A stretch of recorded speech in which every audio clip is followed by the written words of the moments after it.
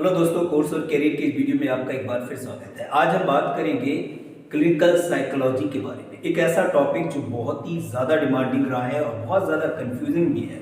आखिर इस कोर्स को करने के बाद क्या कैरियर अपॉर्चुनिटी हो सकती है और क्या रिस्पॉन्सिबिलिटी होती है एक क्लिनिकल साइकोलॉजिस्ट की। तो आज के इस वीडियो में हम बात करेंगे क्लिनिकल साइकोलॉजिस्ट से जो इस प्रोफेशन में काफ़ी लंबी समय से काम कर रहे हैं और बहुत ही अच्छे लेवल पे काम कर रहे हैं। हम आपको मिलवाते हैं डॉक्टर मोहम्मद इकबाल जो क्लिनिकल साइकोलॉजिस्ट हैं। उनसे ही जानेंगे कि इस कोर्स को करने के बाद क्या कैरियर अपॉर्चुनिटी होती है और किस तरीके की रिस्पॉन्सिबिलिटी आपको निभानी होती है इस कोर्स को करने के बाद। चलिए स्टार्ट करेंगे। सबसे पहले सर का एक इंट्रोडक्शन हो जाए और उसके बाद हम इस सीरीज़ को स्टार्ट करते हैं। जी सर, बताएं ज़रा, थोड़ा आप बहुत शॉर्ट इंट्रोडक्शन अपना दीजिएगा, आगे का प्रोसेस स्टार्ट करते हैं। हेलो साथियों, my name is doctor Mohammad Iqbal and मैंने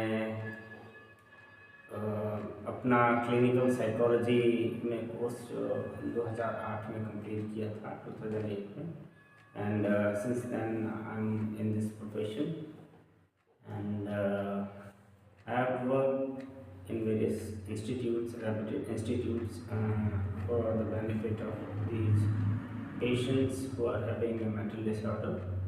So, ओके डॉक्टर साहब, एक चीज़ यहाँ पर जो आती है वो सबसे पहले हम स्टार्ट करेंगे कि व्हाट इज़ क्लिनिकल साइकोलॉजी, आखिर होती क्या है। ये बहुत क्लियर आप आज इस वीडियो में हम कोशिश करेंगे समझने के लिए। बहुत सिंपल लैंग्वेज में आप प्लीज़ बताइएगा, एक लेमैन की लैंग्वेज जो आसानी से हमारी जो ऑडियंस है वो समझ सके। देखिए, साइकोलॉजी एंड क्लिनिकल साइकोलॉजी तो अलग अलग चीज़ें नहीं हैं, एक ही हैं। साइकोलॉजी का मतलब होता है बेसिकली मनोविज्ञान से संबंधित। मनोविज्ञान मीन्स आदमी का, इंसान का, किसी भी व्यक्ति का जो बिहेवियर होता है, उस बिहेवियर पर उसका इफ़ेक्ट उसके मन में जो आ रहे विचारों का इफ़ेक्ट होता है। यदि अगर हम किसी व्यक्ति के मन में आ रहे विचार और उन विचारों की वजह से उसके व्यवहार में होने वाले परिवर्तन को अध्ययन करते हैं तो इसे साइकोलॉजी या मनोविज्ञान कहा जाता है। लेकिन अगर इन्हीं विचारों का इतना अत्यधिक प्रभाव हो जिससे उस व्यक्ति में बीमारी बनने की संभावना है, मेंटल डिसऑर्डर हो जाए, मेंटल डिसऑर्डर हो जाए, तब ऐसे पेशेंट्स या ऐसे व्यक्तियों को काउंसलिंग और दवाई दोनों की ज़रूरत होती है। तो जो काउंसलिंग करके उसके जो मन में नेगेटिव विचार आते हैं उसको दूर करने का प्रयास जो व्यक्ति करता है अपनी कुछ टेक्निक्स के थ्रू, काउंसलिंग के थ्रू, उसको क्लिनिकल साइकोलॉजिस्ट बोला जाता है। ओके, यानी कि मानसिक बीमारी को बहुत अच्छे से आपने एक्सप्लेन किया। अगर कोई पर्सन अगर मानसिक बीमारी से पीड़ित है या मेंटल डिसऑर्डर हो चुका है या किसी वजह से हो सकता है वो चिंता का सबब कुछ रहा हो, कोई भी उसके साथ मिसहैपनिंग हुई हो, तो उसे कहीं ना कहीं एक क्लिनिकल साइकोलॉजिस्ट के पास जाना चाहिए जिससे कि वो अपनी बीमारी का इलाज करा सके। दूसरा, अगर हम बात करें तो रोल ऑफ क्लिनिकल साइकोलॉजिस्ट, आखिर क्या रोल रहते हैं, किस तरीके से वो अपनी रिस्पॉन्सिबिलिटी को एक अंजाम देते हैं और कैसे वो इस टास्क को परफॉर्म कर रहे हैं, वो क्या है। क्लिनिकल साइकोलॉजिस्ट का जो रोल होता है, अभी जैसे मैंने बताया कि यदि किसी व्यक्ति को कोई मानसिक बीमारी है, मानसिक बीमारी बहुत लंबे टाइम में बनती है किसी भी व्यक्ति को, तो सब वो बीमारी का रूप धारण करने से पहले उसके मन का जो हाल होता है, जो स्थिति होती है, वो बहुत ख़राब हो चुकी होती है बिकॉज ऑफ नेगेटिव थॉट्स।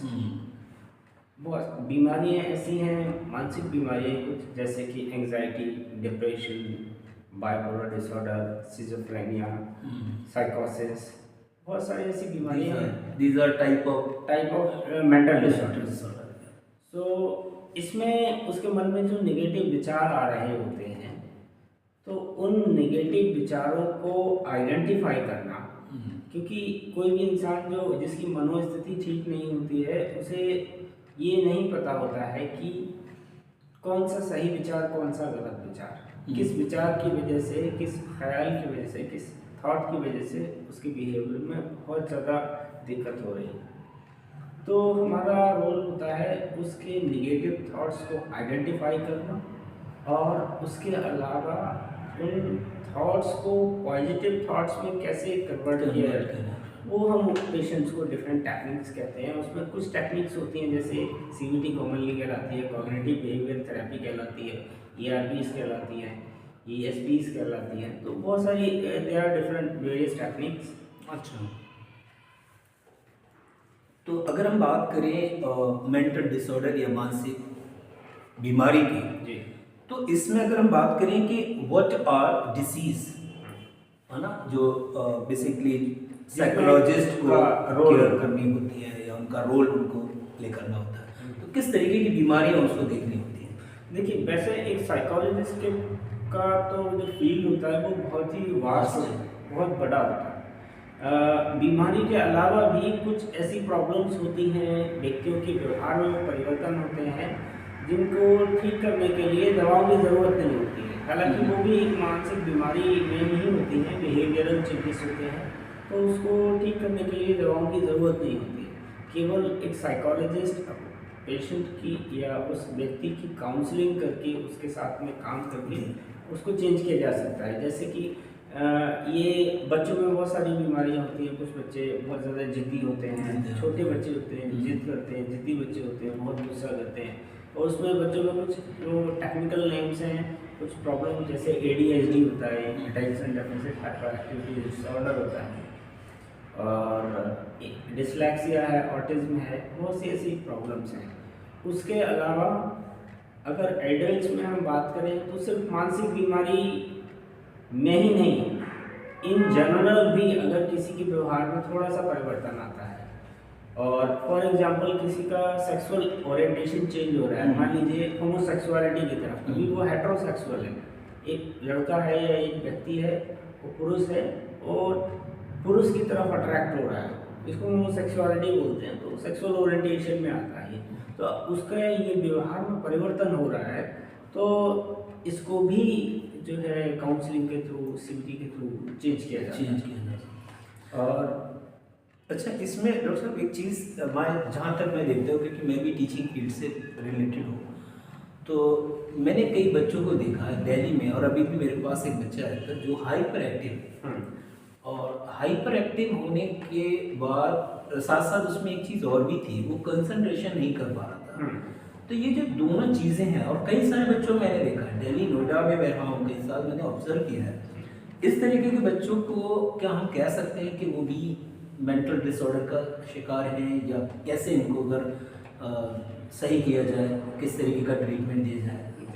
देखिए ऐसे तो कुछ बच्चे जो होते हैं, ऐसे सभी में तकरीबन up to 10 years of age उनमें हाइपर एक्टिविटी होती है, बट डिपेंडिंग अपॉन उसमें लॉस ऑफ कंसंट्रेशन है, उसका हाइपर एक्टिव है, उसका मूड का, उसकी स्टडी में कंसंट्रेशन नहीं है, फोकस नहीं है, और बहुत सारी चीज़ें होती हैं। तो जी हाँ, कह सकते हैं कि वो पर्टिकुलरली एक सर्टेन मेंटल डिसऑर्डर से ग्रसित है या पीड़ित है, लेकिन अमूमन सभी लोगों में नहीं होता है। हमको ये देखना होता है, उसके बिहेवियर को ऑब्जर्व करना होता है। तो ऑब्जर्व करने के बाद में जो क्राइटेरिया है डिजीज़ को डायग्नोज करने का, DSM बोलते हैं, there are various criteria, but internationally claimed criteria होता है DSM क्राइटेरिया। इसके क्राइटेरिया के बेसिस पर हम उसको डिसाइड करते हैं कि ये मेंटल डिसऑर्डर है या नहीं। मतलब ये है कि अगर बच्चे का हाइपर एक्टिव है या कंसंट्रेशन अगर उसका वीक है, तो उसको हम कुछ पर्टिकुलर थेरेपी की ज़रूरत होती है, उसको कर सकते हैं। बच्चे को मेंटली थोड़ा सा हमें ट्रेन करना होता है, उसकी कुछ एक्टिविटीज़ पर रेस्ट्रिक्शन लगाना होता है, उसको अलाउ करना होता है। तो ये है कि वो बच्चा ठीक हो सकता है, उसके बिहेवियर में चेंज किया जा सकता है, और उसको मतलब एक नॉर्मल बच्चे की तरह बनाया जा सकता है। अच्छा, क्योंकि अभी रिसेंटली एक पेरेंट्स थे, वो आए थे, और उनका बहुत ज़्यादा वो डिस्टर्ब थे इस चीज़ को लेकर, इसलिए मैंने ये क्वेश्चन आपसे कर लिया। खैर, मैं सजेस्ट करूँगा कि उनको एक बार वो आपसे ज़रूर मिले। अच्छा, इसमें एक चीज़ ये आती है कि अगर मान लीजिए बहुत सारे व्यूअर हैं जो इस वीडियो को देख रहे हैं, हो सकता है इस समय वो वीडियो में कहीं ना कहीं चीज़ों को देख रहे हैं, ऑब्जर्व कर रहे हैं, और उनके मन में ये ख्याल आया कि मुझे भी क्लिनिकल साइकोलॉजिस्ट बनना है, तो उसके लिए उसको क्या करना चाहिए, क्या एलिजिबिलिटी क्राइटेरिया है, क्या किस किस तरीके की मेंटेलिटी होना चाहिए, बिहेवियर कैसा होना, क्योंकि हर एक पर्सन हर एक प्रोफेशन में नहीं जा सकता है ना, तो देखना पड़ेगा कि उसकी स्ट्रेंथ क्या है ना, तो वो चीज़ आप सजेस्ट करें। देखिए, जो लोग अगर वाकई में साइकोलॉजी फील्ड में आना चाहते हैं, तो दो चीज़ें तो उनमें बहुत ज़रूरी होना चाहिए एक अच्छा क्लिनिकल साइकोलॉजिस्ट बनने के लिए। फर्स्ट थिंग, पहली चीज़, वो पेशेंसली लिसनर होना चाहिए। He should be a good listener, सुनने वाला, right. And second most important thing, he should be a good observer. Because जब हमारे पास कोई पेशेंट आता है तो उसकी जो मनोदशा होती है वो व्यथित होती है, मेंटली डिस्टर्ब होता है, एंड उसकी इमोशंस एंड फीलिंग्स वो टोटली नेगेटिव होती है, राइट। एंड वो अपने दिल की बात, अपने मन की बात आपसे शेयर करना चाहता है, क्योंकि उसकी कोई सुनने वाला है नहीं। तो वो जब आपके पास आता है तो वो अपनी पहले सारी चीज़ें अपनी सुनाता है। तो अगर यदि आप में ये गुण नहीं है सुनने का, तो आप शायद है सक्सेसफुली आप पेशेंट्स को या ऐसे लोगों को एक उनका सेटिस्फेक्शन ना दे पाए। And second thing is observation is also very important quality which has to be there in a clinical psychologist. Like whatever you observe in the patient, his body language, his facial expression, his activities, his body posture, and all these things, if you observe, then you can identify and you can clearly relate to the related disease symptoms. Then you can diagnose. Otherwise, there are no blood investigation is simple for a psychologist to say, no, you go and do this test and you will diagnose what kind of a problem you are having. हाँ, it will be very difficult अगर ये दो चीज़ें नहीं हैं तो। जी। अच्छा, अब ये तो रहा उसके उस कैंडिडेट के बारे में कि हाँ उसके अंदर ये दो चीज़ें बहुत ज़रूरी है, इसके बिना मुझे भी लगता है वो साइकोलॉजिस्ट बन पाए। एलिजिबिलिटी क्राइटेरिया क्या होना चाहिए, अगर वो किस तरीके की पढ़ाई करे जिससे इस फील्ड में वो ईजिली मूव कर सके। देखिए, एलिजिबिलिटी क्राइटेरिया के लिए तो आप मान लीजिए अगर ग्रेजुएशन करते हैं तो आप सिंपली +2 के बाद में आप BA करें या BSc करें, उसमें साइकोलॉजी एक सब्जेक्ट ले सकते हैं। उसके बाद फिर आप MA भी कर सकते हैं, MSc कर सकते हैं। अभी नाउडेज गवर्नमेंट ने कुछ इंस्टीट्यूशन पे MPhil खत्म कर दिया है। देन आप पोस्ट ग्रेजुएशन के बाद PhD में भी जा सकते हैं। साइकोलॉजी, यस, फिर तो 10 हो जाएगा। मैक्सिमम लेवल का अगर हायर क्वालिफिकेशन के लिए मूव करना चाहे तो ऑप्शन है यहाँ पर। एंड करियर अपॉर्चुनिटीज में भी अगर आप देखें इसमें तो it has a very good field, very good, and there are multiple various multiple career opportunities, and you could be a motivating speaker also, you could be a coach also, you could be a counselor also, right? And there are international organizations which are actually NGOs, they are working in the society for the welfare of the people. You can associate with them also because they are also required. And there are even nowadays the industrial peoples, like especially in sales organizations, they are also hiring the clinical psychologists for motivating to their employees. And as the work home life is disturbed, then people get into stress, anxiety. So just to motivate them, alleviate their pains and anxieties, they need a psychologist. So they also call psychologists for sessions motivating to their employees. This is very simple thing कि अगर आपने 10+2 किया है और उसके बाद आप BA भी कर रहे हैं और उसमें एक पर्टिकुलर सब्जेक्ट साइकोलॉजी का चूज़ कर लेते हैं, तो आप एक साइकोलॉजिस्ट बन सकते हैं। अगर आपको और हायर एजुकेशन के लिए जाना है तो आप मास्टर डिग्री करें, दैन आप PhD भी कर सकते हैं। ठीक है, ये तो रहा एक बेसिक चीज़। अगर हम बात करें इसमें स्टूडेंट के लिए आप क्या सजेस्ट करेंगे, क्या किस तरीके के अपना वो कैरियर अगर बनाना चाहें, और शॉर्ट में आप इसको क्या बताएंगे?